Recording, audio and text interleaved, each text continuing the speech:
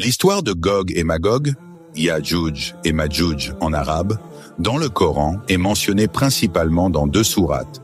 La sourate Al-Kahf, la caverne, et la sourate Al-Anbiya, les prophètes.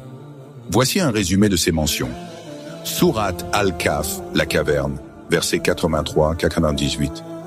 Dans cette sourate, l'histoire de Gog et Magog est liée à celle de Dhul-Qarnayn, un personnage juste et puissant, souvent identifié par les exégètes comme Alexandre le Grand ou un roi pieux de l'Antiquité.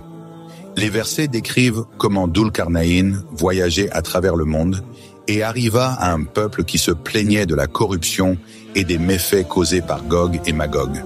Ils demandèrent à Dhul-Qarnayn de les protéger contre ces tribus malfaisantes. Dhul-Qarnayn construisit alors une barrière solide faite de blocs de fer et de cuivre fondus entre deux montagnes pour empêcher Gog et Magog de passer et de causer des ravages. Il déclara que cette barrière tiendrait jusqu'à ce que la promesse d'Allah soit accomplie, indiquant que Gog et Magog seront finalement libérés à la fin des temps. Sourate Al-Anbiya, les prophètes, versets 95-97. Dans cette sourate, Gog et Magog sont mentionnés dans le contexte des signes de la fin des temps.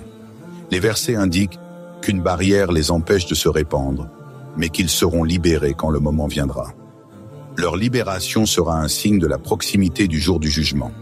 Interprétation et symbolisme. Les récits de Gog et Magog dans le Coran sont souvent interprétés comme des symboles du chaos et de la destruction qui précéderont la fin des temps. Les exégètes islamiques voient en eux des peuples barbares et destructeurs qui incarneront l'épreuve ultime pour l'humanité avant le jugement dernier.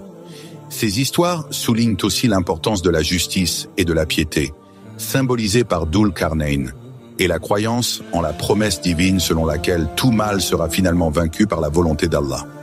En somme, Gog et Magog représentent des forces de désordre et de destruction, dont la libération est un signe eschatologique, tandis que Dhul-Qarnayn incarne le rôle du dirigeant juste et pieux qui protège l'humanité jusqu'à l'accomplissement de la prophétie divine.